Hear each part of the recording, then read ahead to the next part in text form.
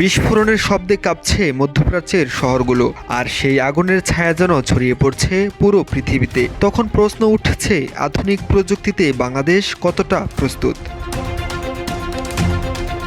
বিশ্বের বড় বড় দেশগুলো আধুনিক প্রযুক্তির ড্রোন, সাইবার যুদ্ধ আর শক্তিশালী মিসাইল প্রতিরক্ষা ব্যবস্থা নিয়ে নিজেদের নিরাপত্তা জোরদার করছে। আজকের যুদ্ধ আর শুধু সীমান্তে বন্দুকের লড়াই নয়, হাজার কিলোমিটার দূর থেকে ছোড়া মিসাইল মুহূর্তেই আঘাত হানতে পারে কোনো শহরে। যদি একদিন ঢাকার আকাশে এমন কোনো মিসাইল ধেয়ে আসে, তাহলে সেটি প্রতিহত করার জন্য আমাদের প্রস্তুতি কতটা?